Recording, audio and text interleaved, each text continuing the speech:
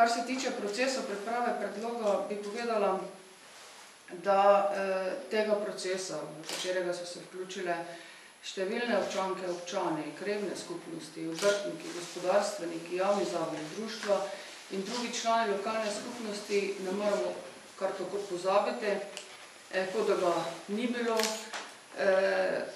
in da nič ne šteje, zgolj zato, ker tega pač večina članov v občinskem svetu ne želi slišati. To je bil zelo slab signal in dodatno potrditev vtisa, da se je v Ljutomeru postavila politika žal nad ljudmi. Vendar mislim in prepričana sem, da proračun ni dokument za potrebe politika, predvsem dogovor lokalne skupnosti o tem, katere dolgoročne cilje želimo doseči in na kakšne načine bomo izboljšali okolje, v katerem živimo. Ne pa zgolj pogovor in hitri sklep o tem, kako bomo čim prej porabili javna sredstva. Informacija strani Ministrstva za kmetijstvo in okolje, da ne bomo uspeli konkurirati na razpisu oziroma pridobiti kohezijskih sredstev za izgradnjo kanalizacijskega omrežja na Kameščaku, smo sedaj iskali rešitve in prijavili ta projekt kot prioritetni projekt razvoja regij.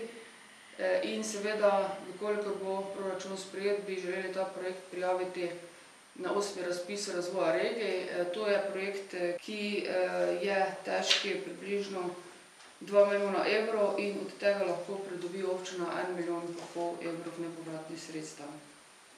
In tako spremenjen predlog, se pravi znižanje stroškov uprave, znižanje materialnih stroškov, zniževanje sredstev za delovanje političnih strank oziroma svetnikov in pa tudi ta ugoden razpis prinese seveda novo dejstvo in s tem posledično tudi znesek zadolževanja, ki je bistveno nižji od prvotno predlaganega.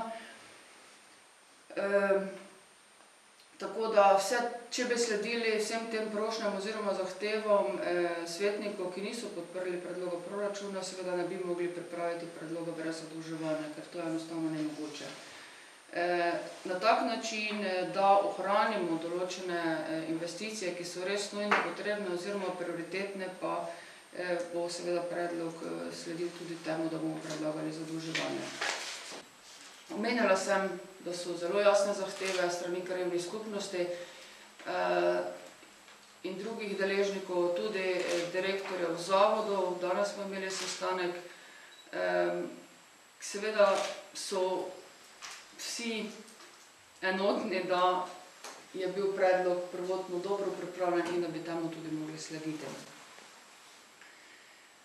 So pa trije seveda razlogi za negotovost, saj smo po eni strani že imeli na mizi vse variante, predlog brez zadolževanja, potem predlog z več zadolževanja, predlog tudi z manj zadolževanja, vendar svetniki, tako imenovani nasprotniki proračuna, bi lahko izbrali kateregakoli izmed teh predlogov, vendar pa doslej tega seveda niso izkoristili, niti niso izkoristili možnost vlaganja amandmaja. Prepričani smo, da s tem novim predlogom ponujamo kompromisno rešitev, želimo se približati njihovim zahtevam in le doseči soglasje, da lahko predstavimo pogodbo o načrtih v izvedbo načrtov. Vkolikor seveda bodo vztrajali na svojem, da pač niti ta kompromisna rešitev ne bo za njih sprejemljiva, bomo imeli pač neugodne posledice. Vse do sprejetja je delovanje občine omejeno, ni možno zaključevati investicij, niti začeti z nobenimi postopki javnih naročil, ni možno razpisati sredstev za delovanje društev, posledice se čutijo tudi v zavodih, ki imajo določene investicije v planu, na kar smo seveda strani direktorjev zavoda danes bili opozorjeni. Seveda nam je to jasno, ker imamo generalno sliko o tem, kaj se nam v občini dogaja. Seveda pa tudi določene storitve za občanke in občane, od subvencij do enkratnih denarnih pomoči in tako naprej. Še manj ugodna pa je nevarnost, da bomo seveda za približno 2 milijona evrov manj prikrajšani za 2 milijona evrov. Namreč do avgusta moramo zaključiti vse postopke javnega naročanja, tudi izbrati izvajalca, izgraditi komunalno infrastrukturo za potrebe Puhove poslovne cone. Podpisana je pogodba z potencialnim investitorjem in če se komunalna infrastruktura ne bo zgodila, bo imel potencialni investitor po eni strani težave, ki bi rad zaposlil 20, oziroma ustvaril novih 20 delovnih mest, po drugi strani pa bomo izgubili več kot pol milijona evrov že pridobljenih sredstev v lanskem letu. Seveda pa je tukaj tudi problem, kar sem že omenila, glede Kameščak. V konec februarja oziroma začetku marca se predvideva razpis, mi bi radi ta projekt prijavili na razvoj regij in tukaj bi lahko pridobili 1,5 milijona nepovratnih sredstev in če tega ne bomo izkoristili, pomeni, da bi potem tudi ta 1,5 milijona izgubili, skupaj torej 2 milijona. Nedvomno velik problem je seveda z vodovodnim sistemom C, kjer zaradi nezmožnosti plačevanja opravljenih del in naročanja nadaljevanja projekta ogrožamo predvidene roke za zaključek projekta, ki jih moramo doseči, če želimo počrpati več 10 milijonov evrov evropskih sredstev, oziroma če želimo preprečiti vračanje že prijetega in porabljenega denarja.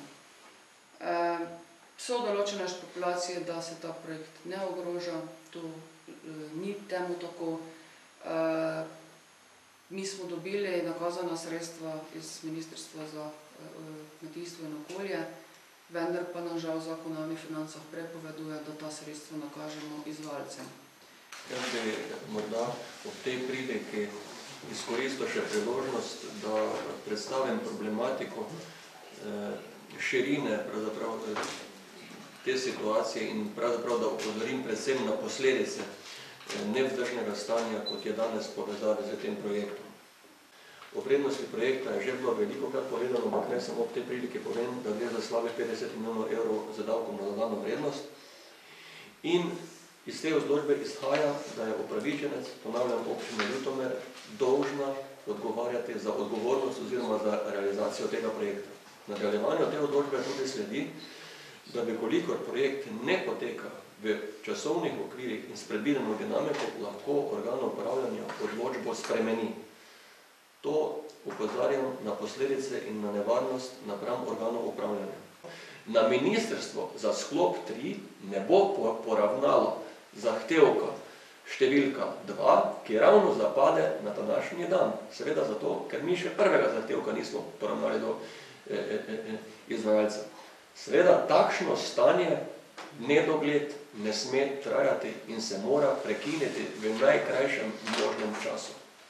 Še enkrat bi želel poudariti, da razmere zelo škodijo projektu in vkolikor se bo to nadaljevalo dlje časa, nedvomno bo pomenilo zaustavitve del v sklopu 3, ker sem prepričan, da izvajalec ne bo nadaljeval z deli, vkolikor ne bo dobil izvedenih plačil za že opravljena dela. To bo pa seveda, vkolikor bi se ta zadeva trajala dlje časa, odrazilo tudi na projektu kot celoti. Ker celoten projekt je treba zaključiti v programskem obdobju 2007-2013. Iz pogodb jasno izhaja, kdaj morajo biti vsa dela zaključena, in časa za igranje s projektom in igranje z usodo, z izvajalci in z ostalimi občinami, ki sodelujejo pri tem projektu, ni. Toliko za enkrat, upam, da sem bil dovolj jasen. Skratka, z prakso, ki je danes, je treba prekiniti takoj. Hvala lepa. Naš kompromisni predlog je seveda, da se bo zadolževanje znižalo. Z tem, da bi želeli vse investicije, zato ker menimo in smo prepričani, da so realno izvedljive, izvesti. Se pravi, vse večje investicije, ki so predvidene brez zadolževanja, in pa tiste, ki so od vrtca Cezanjevci. Namreč ne moremo se strinjati z predlogom svetnikov, ki niso dali podpore, da se pripravi samo dokumentacija o odkupi zemljišče, kajti mislim, da so dani vsi pogoji za to, da se pa tudi, če je njihov predlog, da se zadolžimo v letu 2015, zakaj se potem ne bi že letos in bi začeli zagotavljati normalne bivalne pogoje otrokom v Cezanjevcih. Kar se tiče pločnika Kameščak, tudi tukaj ne moremo, brez da to vključimo v predlog, Tu smo 10 let strani posameznih svetnikov upozorjeni, da so bile smrtne žrtve in da je to potrebno nujno izvesti.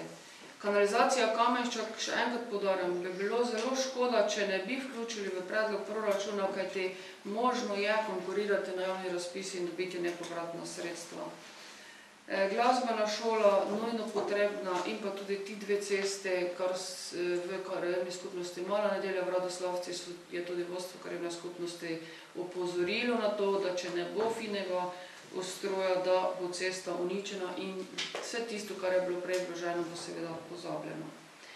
Tako da jaz mislim, da to je kompromisni predlog, če mi predlagamo samo 6% zadolževanje. V preteklosti je občina bila zadolžena 86%, se je zadolžila.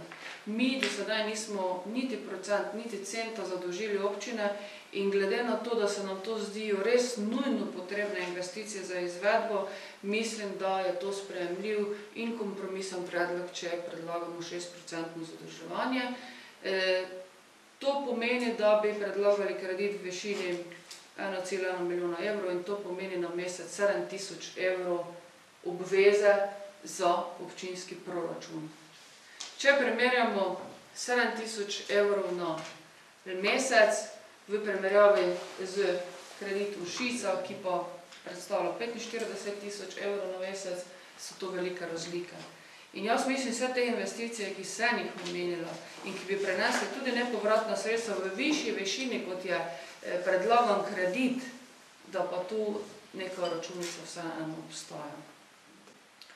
Tako da seveda glede na sestanke, ko sem jih omenila, tako s predstavniki oziroma vodstvom krajevne skupnosti, če se lahko tako izrazim, nenazadnje so oni v neposrednem stiku vsak dan z ljudmi, s krajani, in glede na sestanke z direktorji zavodov, bomo, zaključek je takšen, da še naredimo v ponedeljek en sestanek skupni z vsemi svetniki, bomo jih povabili, bomo predstavili ta kompromisni predlog in jaz upam, da bomo dosegli to, da se bo pripravil dokument, ki bo sledil volji občank in občanov, potrebam naših ljudi in da bomo seveda dosegli to, da bo vsak občinski svetnik glasoval po svoji vesti in zastopal interese tiste volilne enote oziroma tistega kraja, iz katerega prihaja.